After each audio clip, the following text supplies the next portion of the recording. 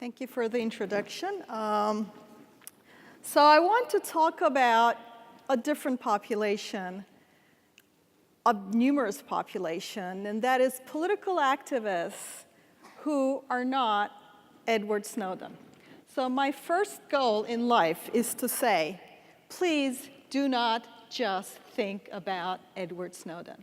I feel like when I read about things, both in traditional press and sometimes in security chats, the mental model of the person for whom the system is being designed for is someone being hunted by the NSA, and is it secure enough for that person? Well, I have no advice, actually, for Ed Snowden. He's kind of on his own as far as I'm concerned, because I don't know what to tell him.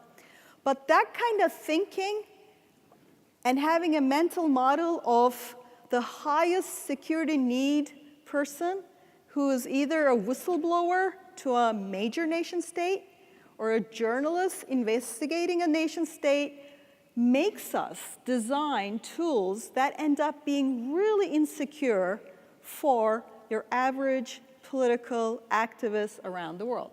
So everything I'm going to say isn't going to be applicable to that very high security needing user. If that's who you're designing for and that's who your tool is for, my things aren't going to apply to you. But if you're thinking about an activist in a mid-level democracy, and you can decide whether US is that or not, we might change our minds soon.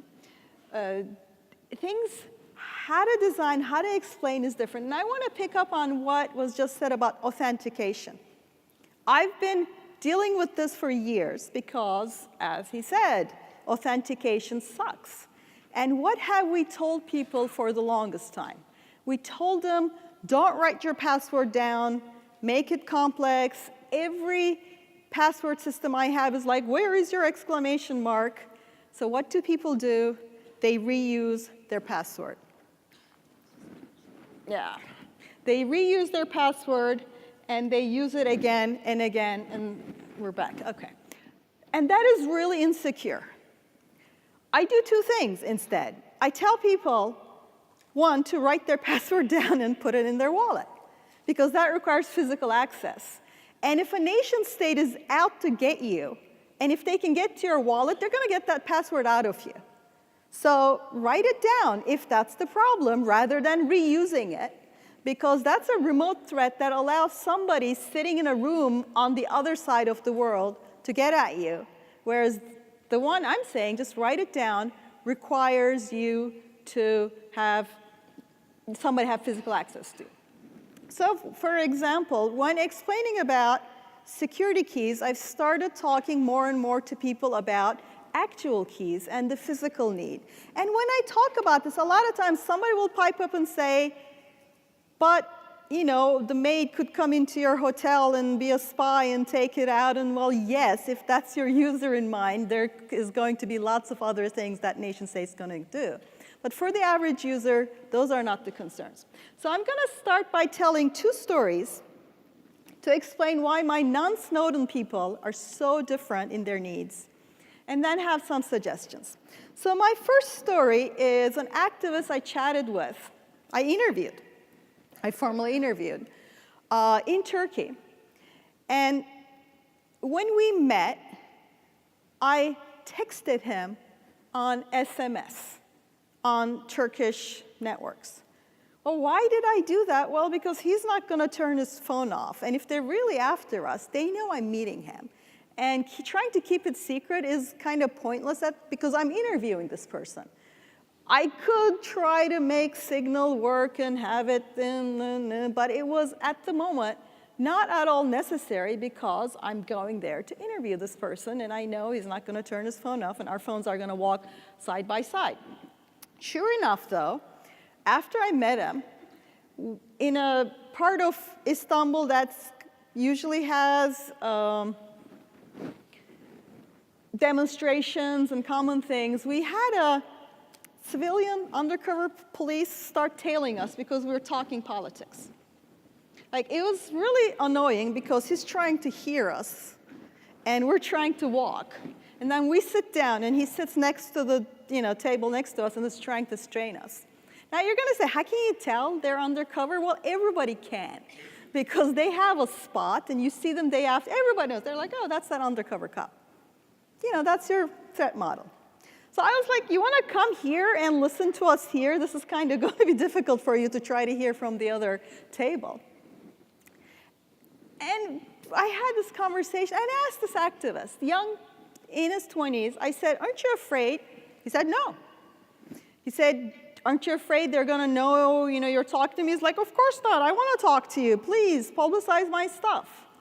I said, aren't you afraid that they know everything that you might be doing on your phone? He was like, no, because my phone keeps me safe. I got arrested, and I tweeted, and then I trended, and then my friends got me out of jail.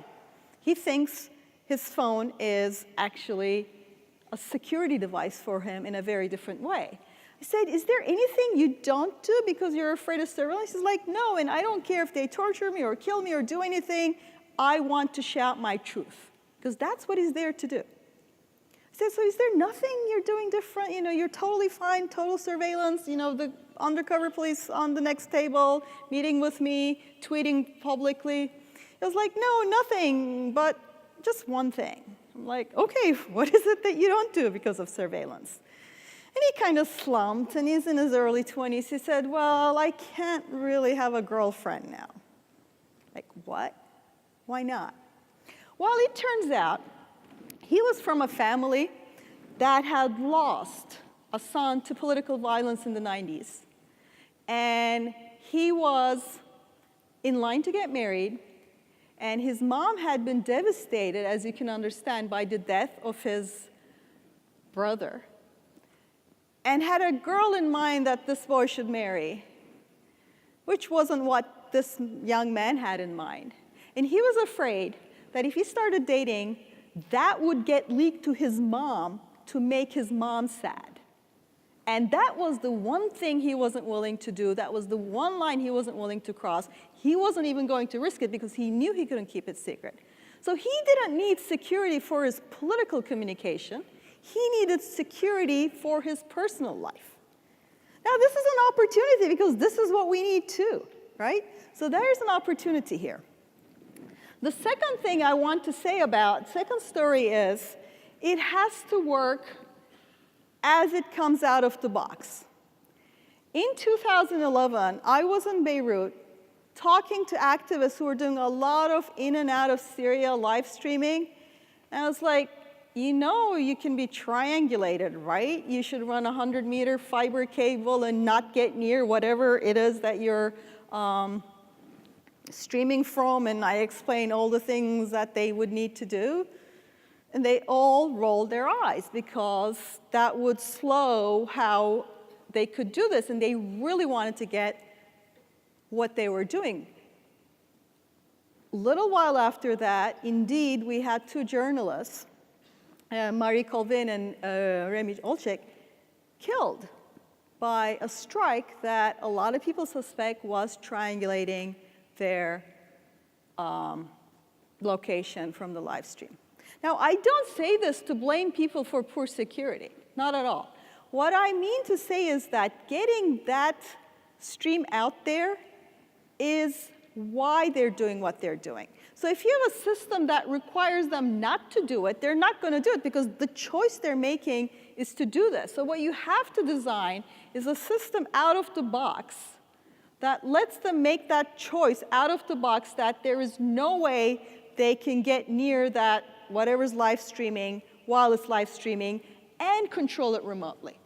So if you don't have that system, they're going to walk up to that because that's their goal in life. So once we move to these kinds of more low-profile people, or people who are putting a lot on the line to get something out, the first thing we have to think about is politics is the art, science, effort, work of expanding your networks, expanding your ideas out there. And if you're expanding a network, there is no way to secure that network. political activists are going to eventually hit informants. You can create the best end-to-end encryption app in the planet, but if you're expanding your network and adding people, you are going to hit someone who is going to leak that to the government. There's no getting around this by technology. That doesn't mean you don't end-to-end encrypt. You just realize that what they're seeking most of the time is a different kind of security than the kind of security we imagine where technology secures us, because by its structural nature, that kind of activism, and I understand this doesn't apply to every case, but this is a lot of cases, it's not going to apply to everyone. What they're hiding is not their politics, but they need to desperately protect their personal lives. When I started talking about this like a year or two ago, I couldn't really say the word kompromat, which is that Russian word, and expect American audiences to understand. Now they do, kind of. We've seen personal information and emails leaked as a means of political sabotage and targeting. That is one of the most common ways people get at political activists around the world. Because if you're an activist, you're like, this is where I stand. So you take that risk. You know what you're doing, and you know what you're risking, and secure technology is not going to protect you from the wrath of a state, but it's your personal relations that you want to protect. Very often, people in your family, just those lines that you're not willing to cross. The second thing, which ties with the previous talk, is that anonymity is a double-edged sword. A lot of this info security world effort goes to anonymity and securing anonymity, and we have all these tools that secure anonymity, and that's great. You know, there's a lot of cases, especially journalists and whistleblowers that I'm not talking about right now, where anonymity is the thing. But currently, in the age of information glut, this is what's actually happening. So previously, you had information, person, action, right? Old style censorship worked by, here's my information, and that's my person, and a regime would try to block that information from getting to that person. Now it's 2017, that's not really plausible anymore. That information gets to that person. What happens now is the link between the person and action. That's where censorship occurs now. And how do you do that? You confuse people. You challenge the veracity of stuff. You have fake news. Every claim you make, 100 trolls come and say, that's a hoax, that's false. You don't know what's true anymore. The link, information isn't magic, right? It was important to politics to the degree it got people to do something. It now gets to people, but it is cut in its efficacy by this information glut regime. And anonymity, though it appears like a tool that empowers dissidents, very often disempowers them because it is easier to challenge and cast out. Once again, I realize this doesn't hold for whistleblowers, but there are so many cases where journalists, activists, political people around the world come to me and say, how can I prove that I took this picture on this day at this place? They want to find a way to, cryptographically sign their metadata to at least an on or after kind of scheme, because the problem isn't being able to upload that data anonymously, that picture. They can upload that picture. They can even do it anonymously. They just cannot prove that they took that there on that day. The picture, right now, for example, in Turkey's southeast region, decades-old insurgency, not really a clear operating environment anymore for journalists, but the internet is on. I see pictures every day. I have no idea what's going on, because as soon as somebody posts a picture, 20 people say, that's Gaza. That's not today. This is what happened. It's what's true, what's not. If I cannot tell what's true, I with so much experience in that country, ordinary people cannot. So anonymity looks great, is useful, but it doesn't address this problem. The other thing is that it goes from person to understanding.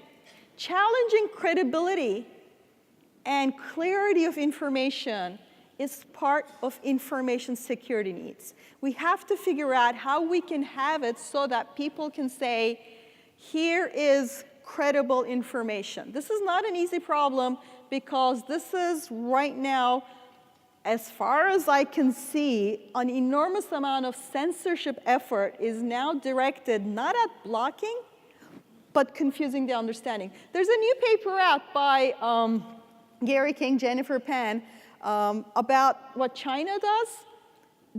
Their trolls don't go and argue with political people. They don't even censor the messages as much. If there's something sensitive going on there, they go there and create a distraction around something else.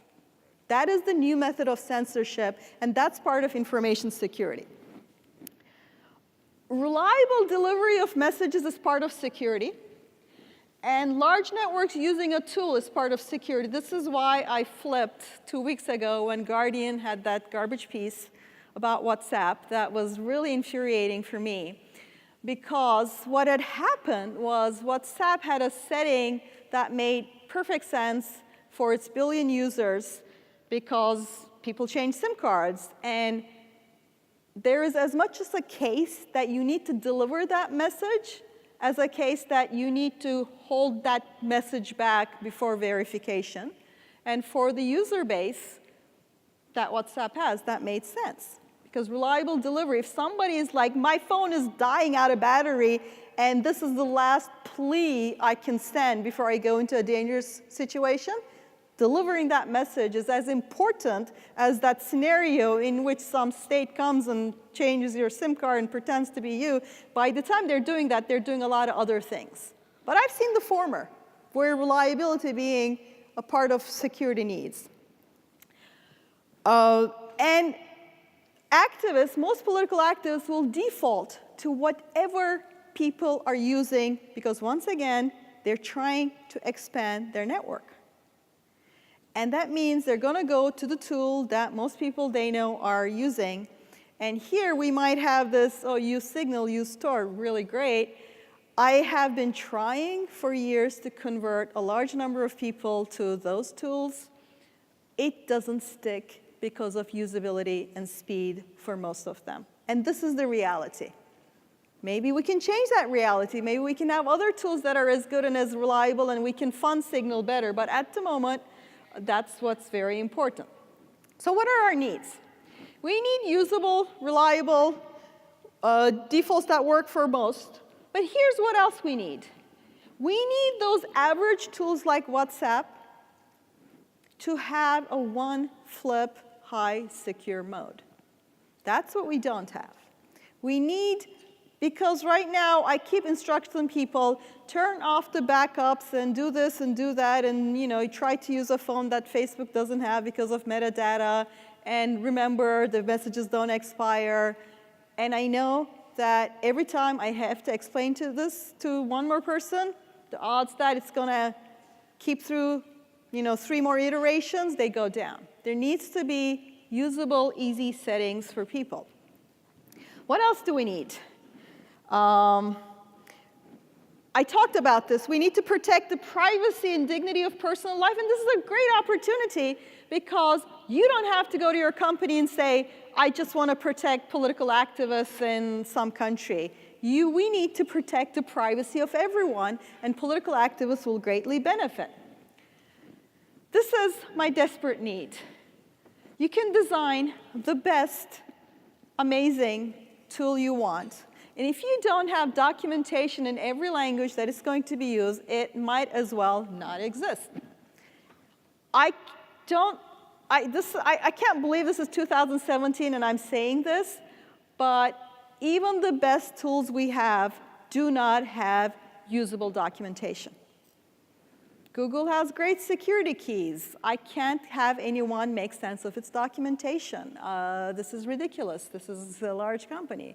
WhatsApp has great settings. People don't know about it. We have security keys, and I don't have a single usable guide in English that I can easily point people to, let alone all the languages. Instead of hiring one more brilliant engineer, we need to hire a couple more people to document stuff. The other desperate need is for us to communicate what things do so that when bad journalism hits, like the WhatsApp Guardian case, there is a clear communication about what's going on. Because another way that censors work is to create doubt about the tools you use. When people think, oh, WhatsApp is backdoored, which is false, they don't switch to Signal. They are going, remember, they're going to go to whatever most people use. They switch to SMS or Messenger most of the time. So there needs to be this communication. And documentation. So those are my sort of general points about don't think about you-know-who when you're designing your tools. I mean, design for you-know-who if you want, but that's not the only user in the world, and there are millions of people who need other kinds of tools. And if you have any further questions, I'm here today, tomorrow. I can talk a lot more details. And I want to say, if I had a magic wand, the one thing I would do is the easiest one, which is document the tools. Thank you.